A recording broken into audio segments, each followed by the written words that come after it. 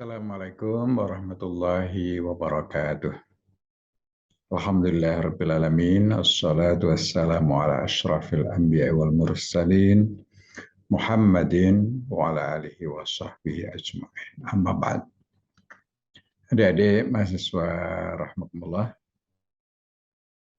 kita ketemu lagi di dalam blog 3.6 untuk mata kuliah petunjuk Al-Quran dan As-Sunnah tentang masalah pada sistem muskuloskeletal.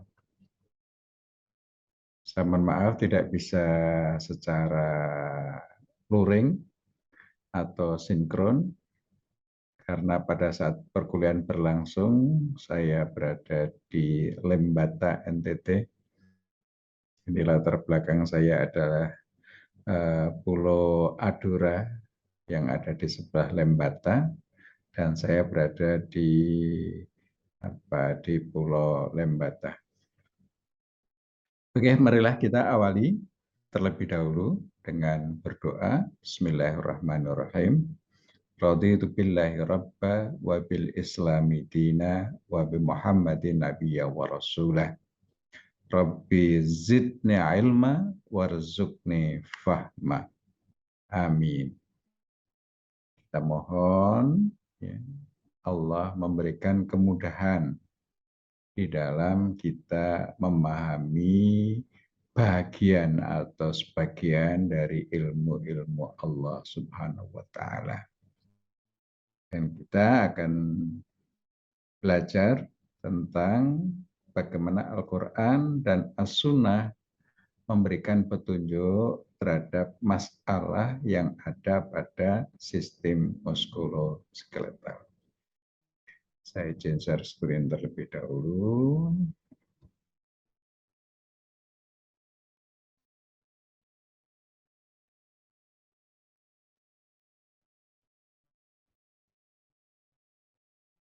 Ini topik kajian kita hari ini. Petunjuk Quran dan Sunnah tentang masalah muskuloskeletal. Tujuan pembelajaran untuk kuliah kita kali ini adalah diharapkan Anda mampu menjelaskan petunjuk Al-Quran dan As-Sunnah tentang masalah muskuloskeletal. Utamanya adalah masalah disabilitas muskuloskeletal. Nah, pokok bahasan hari ini yang pertama tentang difabel atau disabilitas muskuloskeletal. Yang kedua tentang istilah disabilitas dalam Al-Quran. Yang ketiga kedudukan difabel. Yang keempat tentang perlakuan terhadap kaum difabel. Yang kelima prinsip-prinsip umum kaum difabel. Keenam ada ibadahnya kaum difabel. Ya, difabel. Kemudian yang ketujuh adalah tentang kita membahas sedikit tentang transplantasi organ. Oke, mari kita bahas satu persatu. Yang pertama tentang difabel, disabilitas muskuloskeletal. Apa itu difabel atau disabilitas muskuloskeletal? Yakni disabilitas fisik disebabkan oleh kelainan pada bentuk otot atau tulang, penyakit, dan degenerasi, sehingga menghambat aktivitas. Contohnya, kehilangan anggota badan. Bisa karena cacat sejak lahir, ya. Jadi anggota badannya sebagian tidak ada yang lahir tanpa tangan, ada yang lahir tanpa kaki. Ini adalah bagian dari cacat lahir. Atau karena penyakit atau kecelakaan yang menyebabkan anggota geraknya hilang. Jadi ada yang kecelakaan terpaksa bagian anggota geraknya bisa tungkai, bisa tangan bisa di lengan, ya, harus diamputasi, ya, sehingga dia tidak memiliki itu karena kecelakaan. Karena penyakit juga bisa, ya, orang dulu kena polio itu bisa menjadi lumpuh, ya, karena faktor penyakit. Sehingga itu diperlukan adanya pengganti, berupa anggota badan buatan, ya, atau tidak digantikan sama sekali, yang menyesuaikan fungsinya dengan yang ada. Kita sering mendapati, ya, orang-orang yang tidak memiliki anggota badan, baik berupa ekstremitas bagian superior, ya, lengan dan tangan, ya, maupun ekstremitas inferior, ya, tungkai, ya, kaki, ya, ini bisa terjadi. Bisa juga karena faktor osteoartritis, ya, pengapuran sendi. Sehingga dengan penyakit radang sendi yang diakibatkan oleh kerusakan pada tulang rawan menimbulkan nyeri, sakit, atau kaku sendi sehingga terjadi disfungsi. Fungsinya menjadi tidak sempurna. Bisa karena faktor distrofi otot, sekelompok penyakit otot yang secara perlahan-lahan membuat otot makin melemah, sehingga kehilangan kekuatan dan fungsinya. Ini contoh-contoh, ya, disabilitas muskuloskeletal.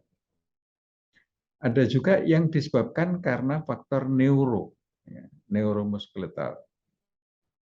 Disebabkan karena gangguan pada sistem saraf pusat, sehingga tidak mampu melakukan gerakan terkontrol dari bagian tubuh tertentu.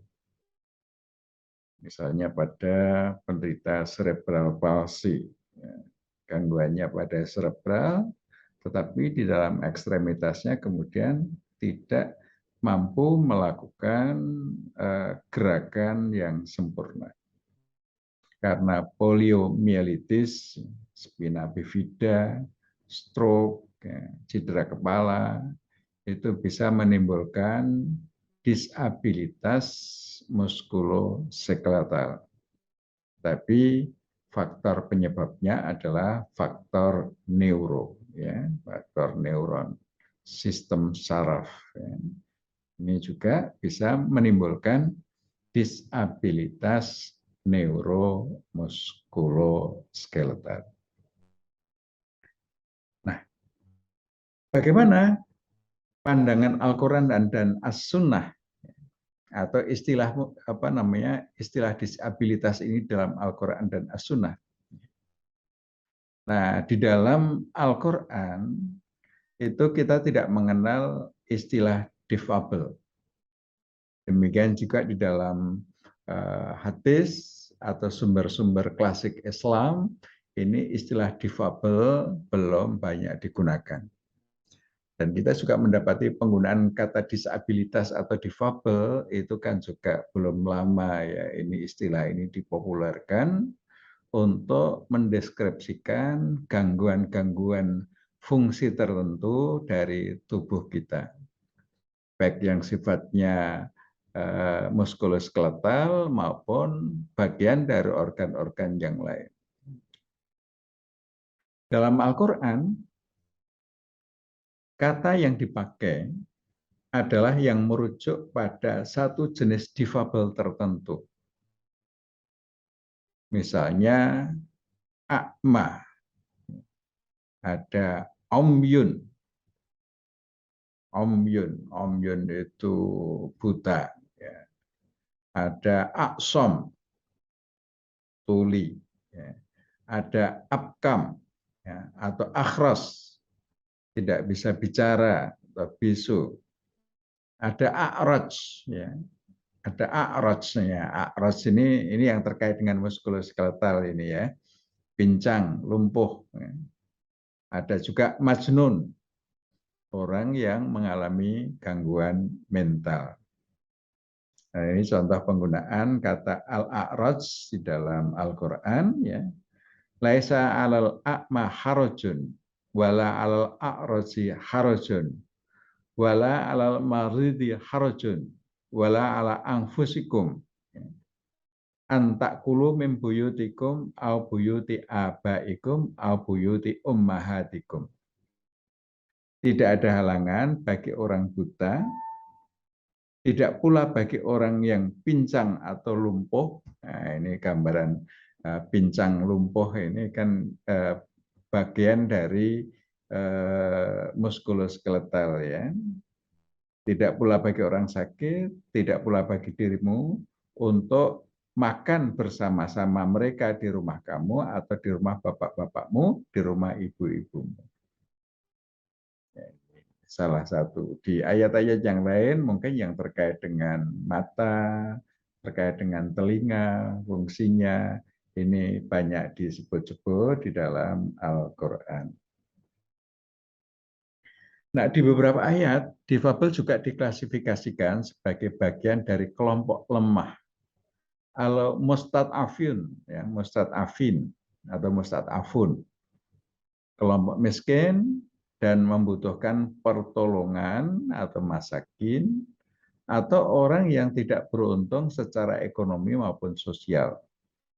Bersama dengan kategori lain seperti janda, anak yatim, lansia, tanpa keluarga. Nah, dalam konteks fikih, difabel banyak dimasukkan dalam kategori orang yang sakit atau marid.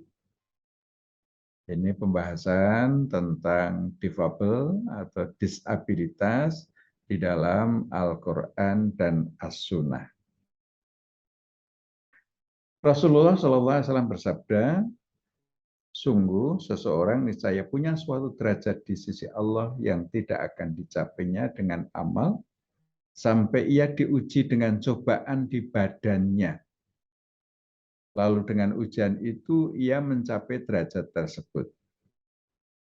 Nah, cobaan di badannya itu adalah gangguan-gangguan fungsi terkait dengan anggota badan atau badannya itu.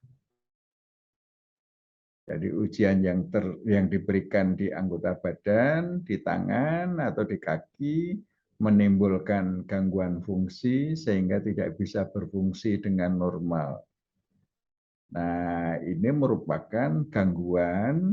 Kalau orang itu sabar dan tetap menjalani hidupnya dengan baik, bisa melakukan hal-hal yang tetap harus dilakukan, maka dia memiliki derajat yang lebih baik di sisi Allah Subhanahu wa Ta'ala. Ya, jadi gangguan pada tubuh itu menjadi bagian ujian yang Allah berikan. Dia sabar apa tidak.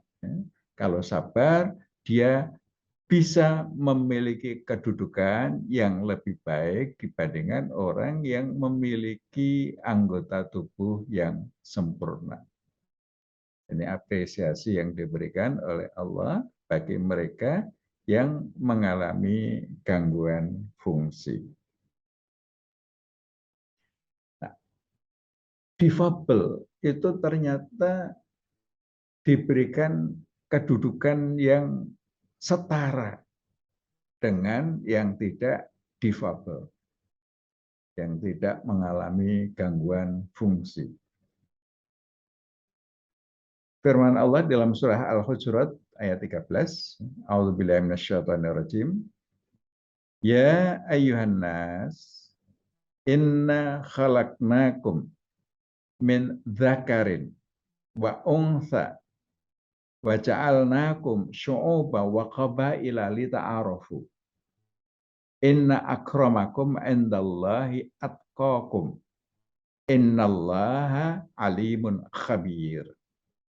Hai manusia, sesungguhnya kami kami di sini adalah Allah, ya, menciptakan kamu dari seorang laki-laki dan seorang perempuan, dan menjadikan kamu berbangsa-bangsa dan bersuku-suku supaya kamu saling mengenal. Nah, ini ayat ini yang menunjukkan bagaimana perlakuan Allah, ya. Sesungguhnya orang yang paling mulia di antara kamu di sisi Allah ialah orang yang paling takwa di antara kamu. Sesungguhnya Allah Maha mengetahui lagi Maha pengenal. Jadi kemuliaan seseorang itu tidak terletak pada kesempurnaan fisiknya. Muskuloskeletalnya sempurna, bisa berfungsi normal, itu merupakan instrumen. Tetapi kemuliaannya tidak diukur dari itu. Tidak juga bagus rupanya, tampan, cantik, itu bukan ukuran kemuliaan. Cacat, tidak, itu bukan ukuran kemuliaan. Jadi kita yang mempunyai tubuh yang sempurna bukan berarti kita lebih mulia. Tetapi ukuran kemuliaan itu terletak pada atqakum. Siapa yang paling bertakwa di antara kamu sekalian, itulah yang paling mulia di sisi Allah. Terlepas dia difabel atau tidak, kalau takwanya lebih tinggi, lebih baik, dia akan lebih mulia. Jadi orang difabel pun bisa memperoleh kedudukan yang lebih mulia dibandingkan dengan orang yang fisiknya sempurna. Dalam sebuah hadis yang diriwayatkan oleh Muslim dari Abu Hurairah,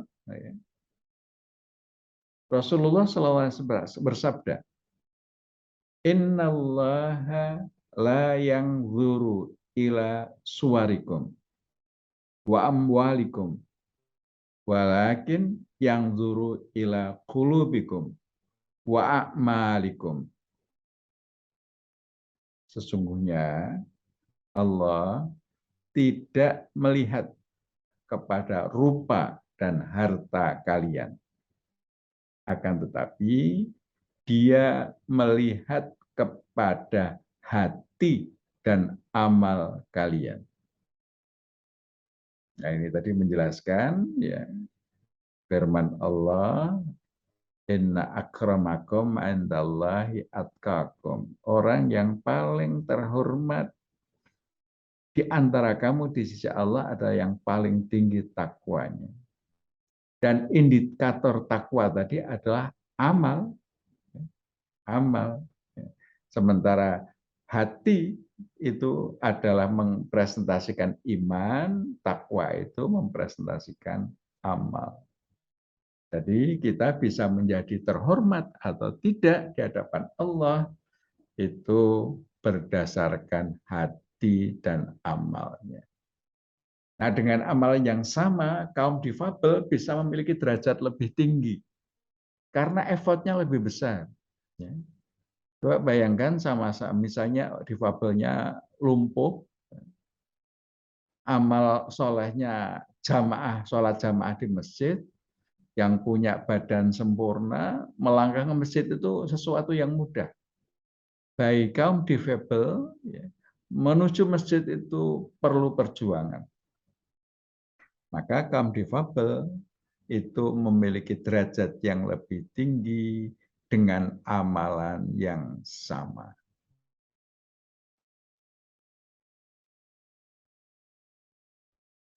Diriwayatkan bahwa seorang sahabat Nabi yang bernama Amr bin Jamuh datang kepada Nabi Muhammad SAW dan menyatakan bahwa ia ingin ikut berjuang di perang Uhud meskipun ia lumpuh kakinya. Dia kemudian tewas dalam perang tersebut. Nah, mengomentari tewasnya sahabat ini, Nabi Muhammad SAW bersabda, bahwa dia melihat Amr berjalan memasuki pintu surga dengan tangan dan kaki yang sempurna. Jadi disabilitas muskuloskeletal yang ada di dunia, kalau dia beriman dan beramal soleh, maka nanti di kehidupan akhirat itu anggota geraknya sempurna, muskuloskeletalnya sempurna.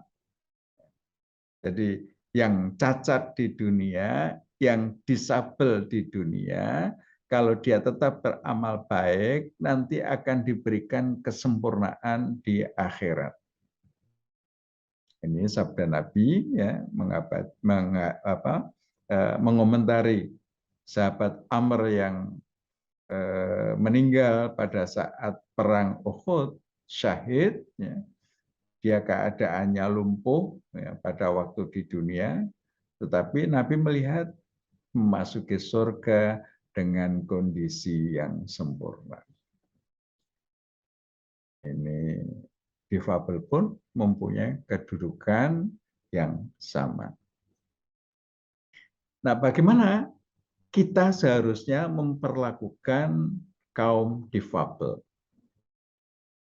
Di dunia ini banyak yang menyia-nyiakan mereka, menganggap remeh, menganggap orang yang rendah. Ternyata Allah memerintahkan kita untuk memperlakukan mereka dengan baik. Ya, ini surah Hujurat ayat 11. Ya ayyuhalladzina amanu la yaskhar qaumun min qaumin asa ayyakunu khairam minhum wala nisaun min nisain asa ayyakuna khairam minhunna wala talmizu anfusakum wala tanabazu bil alqab bi'sal ismul fusuqa ba'dal iman wa man lam yatub faulaika humudz zalimun. Hai orang-orang yang beriman, janganlah kamu atau janganlah suatu kaum merendahkan kaum yang lain. Boleh jadi yang direndahkan itu lebih baik dari mereka. Dan jangan pula sekumpulan perempuan merendahkan kumpulan lainnya. Boleh jadi yang direndahkan itu lebih baik. Dan janganlah suka mencela dirimu sendiri, dan jangan memanggil dengan gelaran yang mengandung ejekan. Seburuk-buruk panggilan adalah panggilan yang buruk sesudah iman, dan barang siapa yang tidak bertobat, maka mereka itulah orang-orang yang zalim. Allah melarang kita merendahkan kaum yang lain dalam kondisi apapun. Mungkin kaum itu termasuk kaum yang miskin, atau mungkin pemilik disabilitas, kaum-kaum difabel. Nah, ini bahkan di dalam di dalam fasilitas-fasilitas publik, kaum difabel ini diberikan akses yang setara. Misalnya difabel yang terpaksa menggunakan kursi roda. Nah, sekarang ini akses-akses ke bangunan-bangunan, ke gedung-gedung itu harus memberikan akses kepada difabel yang menggunakan kursi roda tadi, atau yang memiliki gangguan-gangguan fisik, sehingga dia bisa mengakses ke fasilitas-fasilitas publik. Rumah sakit misalnya, rumah sakit juga harus memberikan akses yang mudah kepada mereka. Sehingga harus ada tangga ram, ada yang pokoknya kalau pakai kursi roda tidak harus digotong, ya, tapi dia bisa tetap dengan kursi rodanya melewati jalur-jalur yang diperlukan. Ini bagian dari melaksanakan ya, petunjuk Quran dan Sunnah bagaimana kita memerlukan orang difabel. Jadi kita tidak boleh merendahkan orang karena faktor fisiknya. Kalau perlu, mereka yang memiliki gangguan fisik itu kita tolong bisa mengakses tempat-tempat tertentu dengan baik.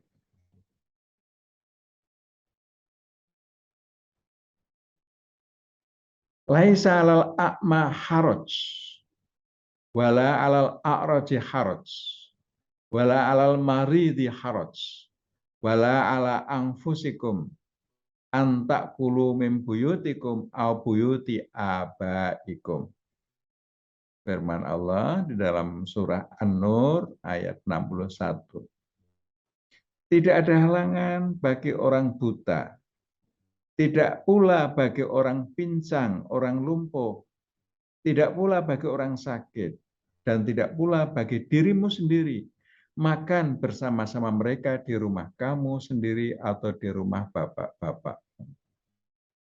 Artinya kita tidak boleh membeda-bedakan dengan orang-orang yang memiliki gangguan fisik. Apakah dia berupa orang buta, orang lumpuh, orang pincang, ya, orang yang sakit. Ini semuanya harus kita perlakukan dengan baik.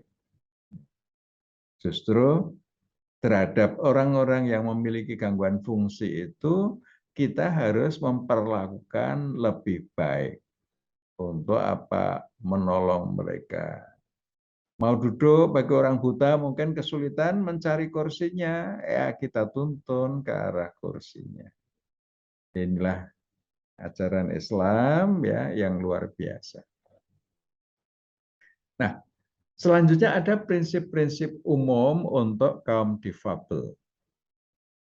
Mereka mempunyai kewajiban untuk melaksanakan aktivitas-aktivitas selama hidupnya, di mana aktivitas yang baik bagi orang yang beriman itu masuk kategori ibadah.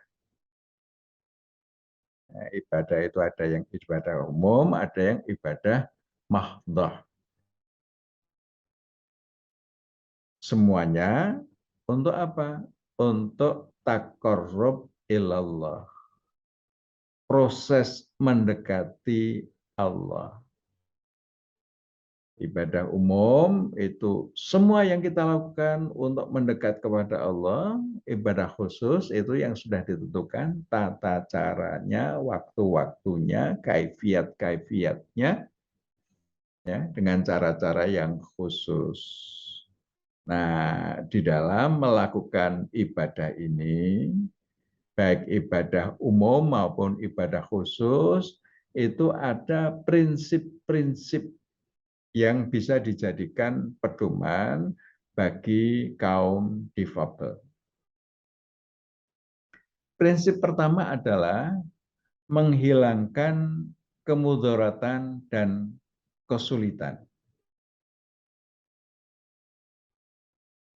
Firman Allah di dalam surah Al-Hajj ayat 79, "Wa ma ja'ala 'alaikum fid dini min haraj."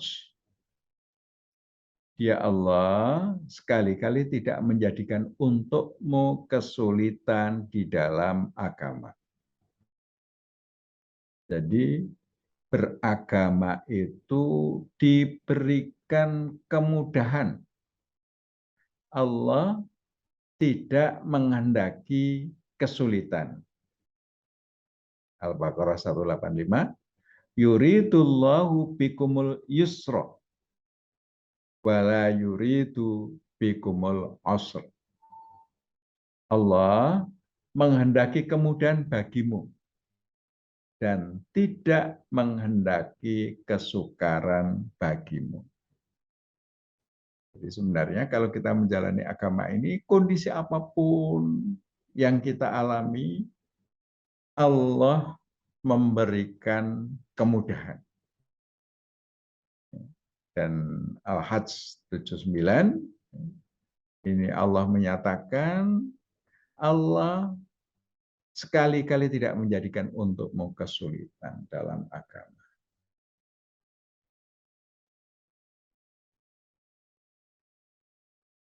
Al-Maidah ayat 6, Allah berfirman, "Ma yuridullahu liyaj'ala 'alaikum min haraj, walakin yuridu liyutahhirakum wal yutimma ni'matahu 'alaikum la'allakum tashkurun."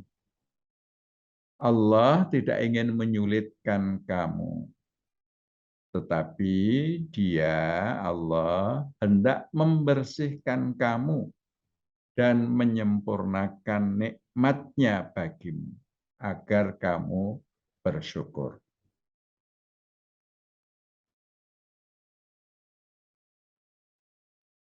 Jadi ayat-ayat Al-Quran ya, dan hadis, kalau ini kaidah usul fikih. Al-masyaqqaqu tajlibut taisir. Kesulitan itu mendatangkan kemudahan. Kesulitan kaum difabel untuk bergerak, untuk melakukan aktivitas, dengan kesulitan itu mendatangkan kemudahan. Diberikan keringanan-keringanan untuk melakukan aktivitasnya. Ini prinsip-prinsip. Ya. Ada prinsip lain, masih kaidah usul, adz-dzararu yuzal. Bahaya itu harus dihilangkan. Adz-dzararu yuzal. Kemudian prinsip selanjutnya adalah tidak ada pembebanan dalam agama yang berlebihan. La yukallifullahu nafsan illa wus'aha. Laha ma kasabat wa 'alaiha maktasabat. Allah tidak membebani seseorang, melainkan sesuai dengan kesanggupannya. Al-Baqarah ayat 286.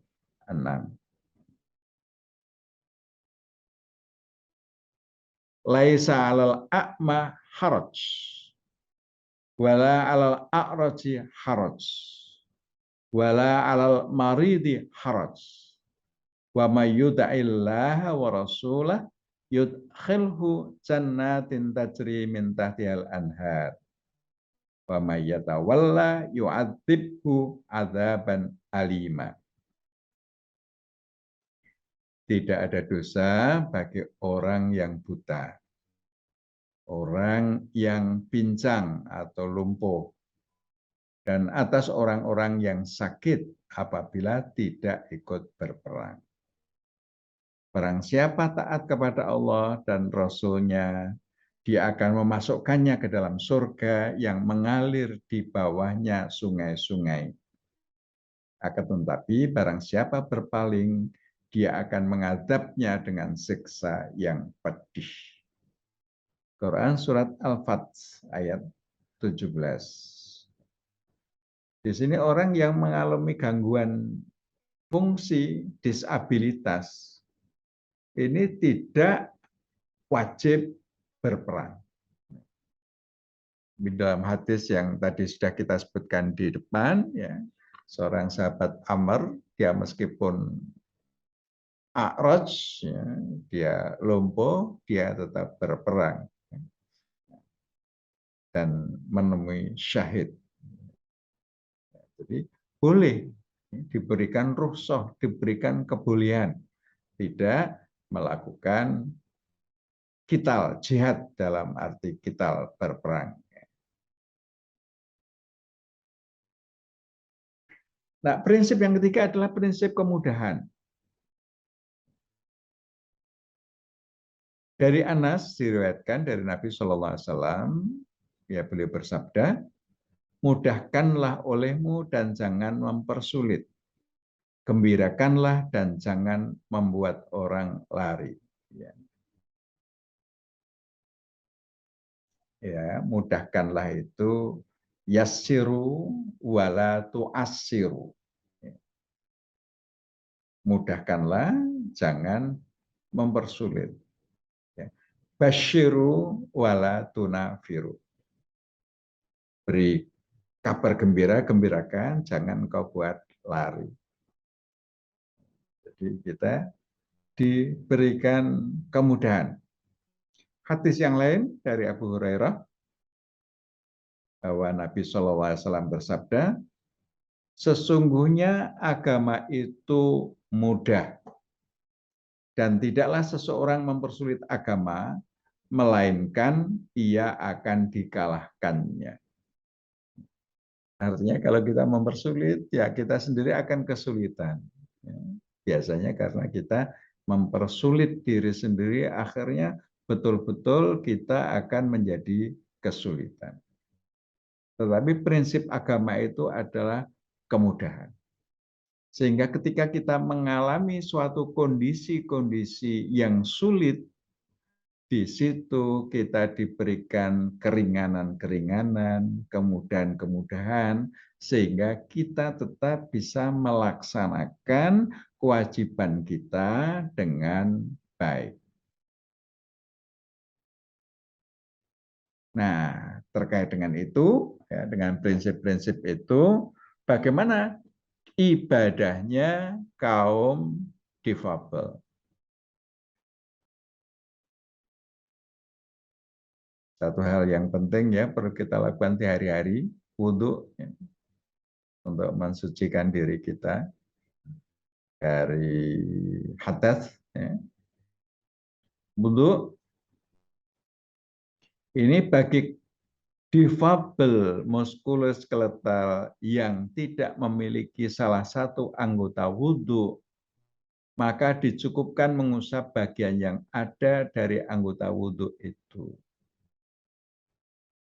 Jadi kalau misalnya tangannya sudah tidak ada, ya, misalnya sampai sebatas pergelangan tangan ke jari-jari nggak ada, maka yang dibasuh, yang dicuci itu bagian yang ada. Bagaimana kalau sejak ujung lengan nggak ada? Ya nggak usah dibasuh lengannya, ya. Cukup ujungnya saja dibasuh. Ya. Bagian yang masih menggambarkan anggota gerak itu yang dibasuh. Demikian juga pada kaki, pada bagian-bagian tubuh yang harusnya dibasuh tidak ada, ya sudah tidak apa-apa. Ya. Kita boleh berwudu tanpa membasuh lengan atau tangan kalau memang tangannya tidak ada. Membasuh kaki, kalau kakinya nggak ada bagaimana lagi? Ya. Atau seseorang yang memiliki anggota wudhu tetapi tidak mampu seperti lumpuh atau ada kesulitan untuk mengambil air wudhu, maka ia dapat meminta tolong kepada orang lain untuk membawakan air untuk berwudhu. Mau menuju ke tempat wudhu nggak bisa, kita bisa minta tolong orang yang ada di sekitar kita atau di sekitarnya. Mengambilkan airnya dan ya dia bisa membantu di dalam berwudhu. Dia bisa minta tolong ya. Nah, jika dalam kondisi tertentu tidak ada orang yang dapat membantunya, mau bergerak ke tempat air tidak bisa karena lumpuh, ya sudah dengan apa? Tayamum. Tayamum dengan debu yang ada di sekitarnya. Kalau dia berbaring, ya ngambil debu di bednya. Ya. Kalau dia sedang duduk, misalnya di sofa, ngambil debu yang ada di sofa. Mudah. Ya. Sehingga tidak ada alasan untuk tidak melakukan sholat. Ya. Jadi prinsip kemudahan tadi. Ya. Jadi ketika kita kesulitan, mengambil air, ya, nggak mampu karena lumpuh, ya, maka kita bisa bertayamum. Nah, bagaimana kalau kita nggak mampu melakukan gerakan-gerakan tertentu sehingga harus dibantu dengan kursi roda misalnya. Nah, dengan kursi roda kita juga bisa sholat, ya, bisa melakukan ibadah. Untuk sholat, ya, kita usahakan kursi roda yang digunakan itu bebas dari najis. Usahakan bebas dari najis. Caranya bagaimana? Ya, kalau kita tahu ada bagian najis tadi dibersihkan. Ya, jadi membersihkan kursi roda bisa dilakukan sendiri atau bisa minta bantuan orang lain. Nah, jika pada kursi roda tidak terdapat najis, ya, nah ini bisa langsung menggunakan untuk sholat maupun ke masjid. Sekarang ini kalau kita di Masjidil Haram atau di Masjid Nabawi, itu akses untuk kursi roda itu sudah ada di hampir semua pintu ya. Di pintu-pintu itu ada akses untuk kursi roda. Sehingga yang berkursi roda tetap bisa masuk ke area masjid. Kita pastikan ya bahwa di kursi roda kita atau di kursi rodanya itu tidak ada najisnya. Jadi boleh, ya. Nanti sholatnya bagaimana? Sholatnya ya sambil duduk di kursi roda. Sekarang ini hampir masjid-masjid yang besar itu sudah menyediakan fasilitas kursi bagi yang tidak bisa sholat dengan cara yang sempurna.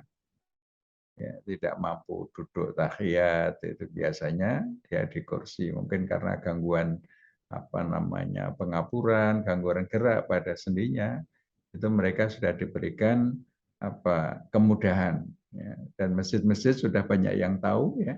Kalau dulu kita melihat hanya di Masjidil Haram, Masjid Nabawi yang ada itu kursi-kursinya.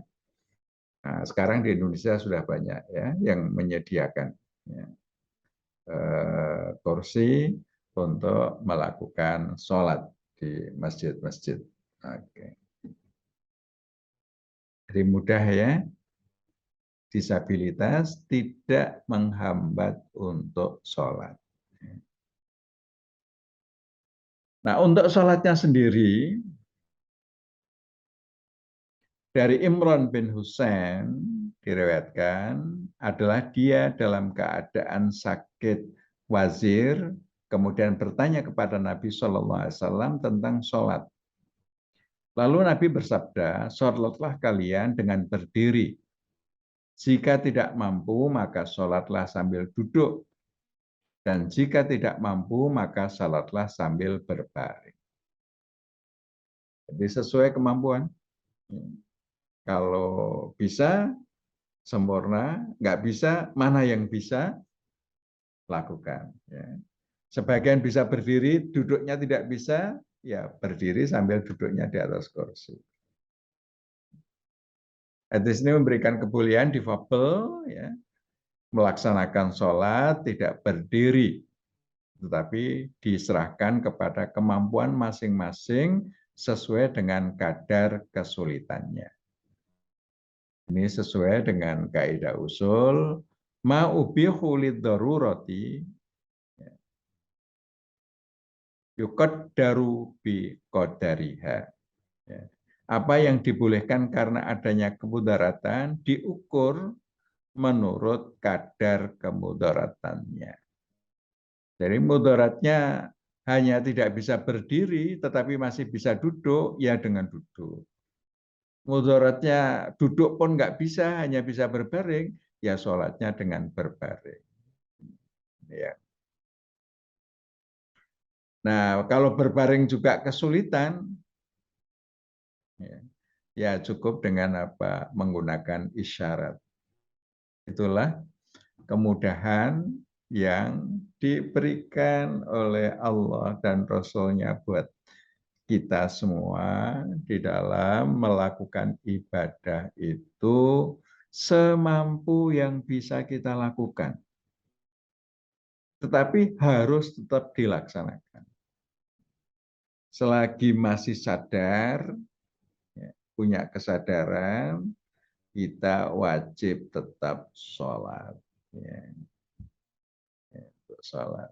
Nah, nanti bagaimana kalau nanti haji? Haji itu ibadah fisik ya, ibadah fisik kalau nggak bisa dengan cara fisik sempurna, ya seperti misalnya kalau kita tawaf itu bisa dengan kursi roda. Sa'i itu juga bisa dengan kursi roda. Inilah mudahnya berislam, beragama Islam, bahwa kita menjalani perintah-perintah Allah itu dengan menggunakan kemampuan yang mungkin bisa kita lakukan. Harus dilakukan, cara melakukannya sesuai dengan kapasitas atau kemampuan kita. Oke, ini untuk disabilitas, bahannya cukup ya. Ini ada satu sedikit lagi ya tentang apa transplantasi yang harus kita bahas ya. Transplantasi ya Anda mungkin sudah mempelajari ya. Pemindahan atau pencangkokan sel manusia, jaringan atau organ dari donor ke resipien dengan tujuan untuk memulihkan fungsi bagian tubuh tersebut. Transplantasi ya.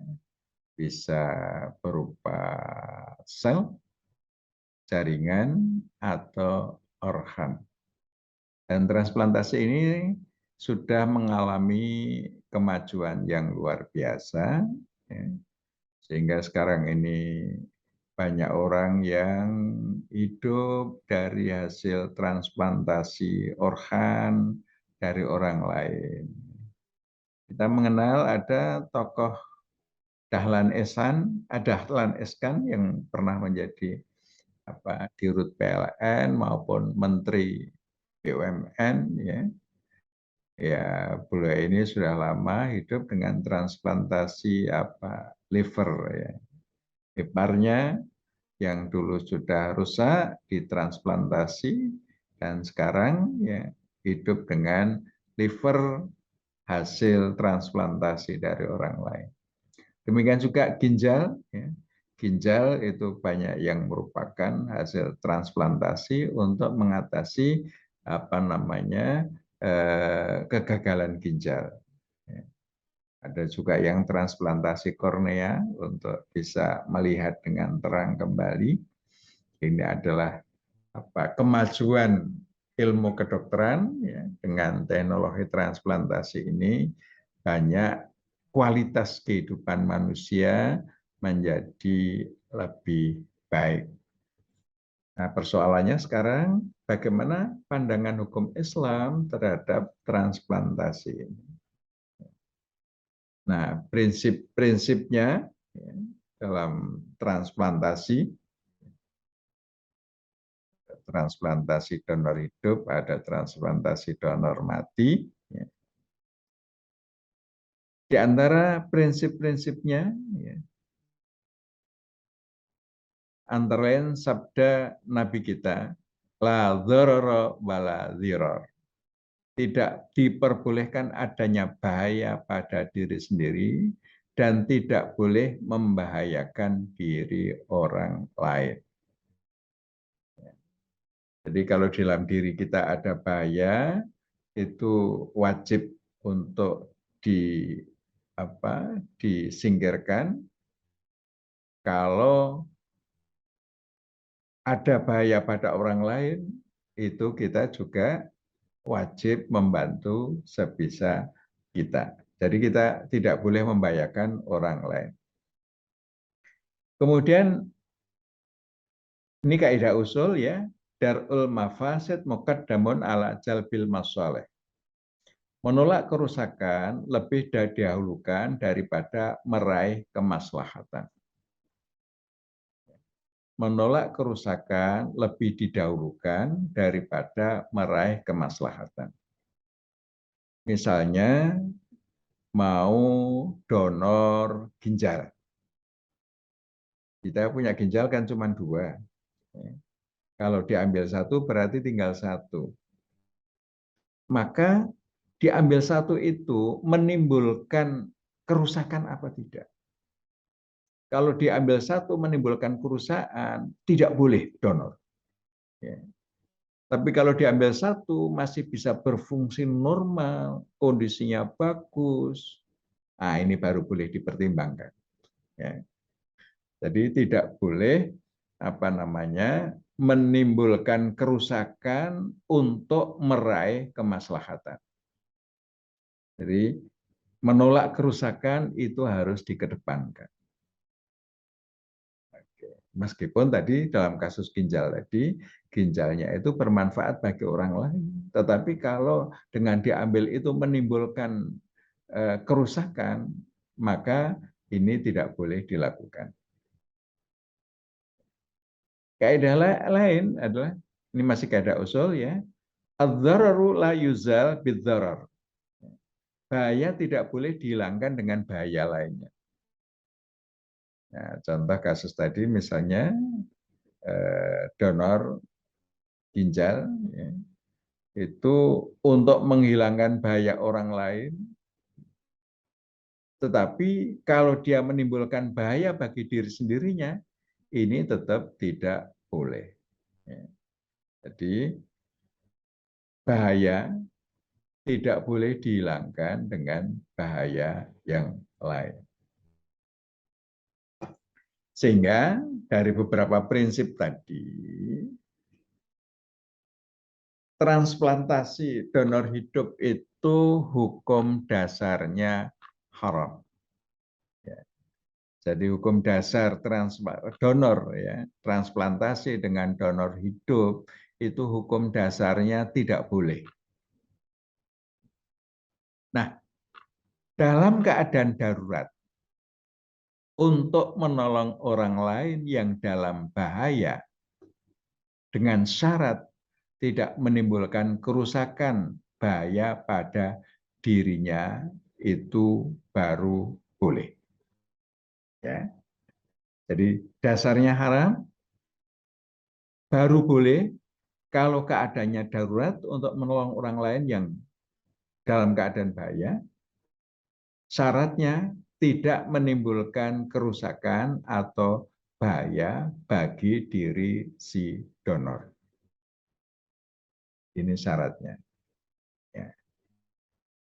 Jadi di sini kemudahan Islam yang diberikan, meskipun hukum dasarnya haram tidak boleh, tetapi dalam kondisi khusus ya, yang tidak menimbulkan bahaya menjadi boleh. Nah, bagaimana dengan donor mati?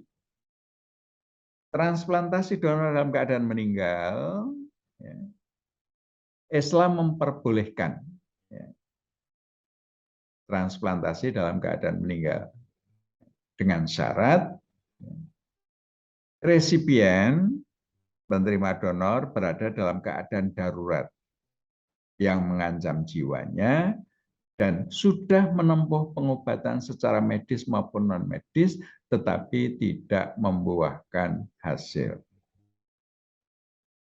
Yang kedua, pencangkokan atau transplantasi tidak akan menimbulkan komplikasi penyakit yang lebih gawat bagi resipien dibandingkan dengan keadaannya sebelum pencangkokan. Nah, itu syarat-syarat yang harus dipenuhi di dalam melakukan transplantasi organ. Demikian adik-adik ya, kuliah hari ini. Mudah-mudahan ini mendasari profesi kita, profesi sebagai dokter, tetap berpijak pada nilai-nilai yang ada di dalam Al-Quran dan As-Sunnah Sehingga profesi kita bangun atas dasar petunjuk Allah dan Rasul-Nya, dan kita berharap menjalani profesi kita itu menjadi bagian ibadah kita. Selamat belajar. Hadanallah yakum ajmain. Kita akhiri dengan doa kafaratul majlis. Subhanaka Allahumma wa bihamdika asyhadu alla illa anta astaghfiruka wa atubu ilaik. Assalamualaikum warahmatullahi wabarakatuh.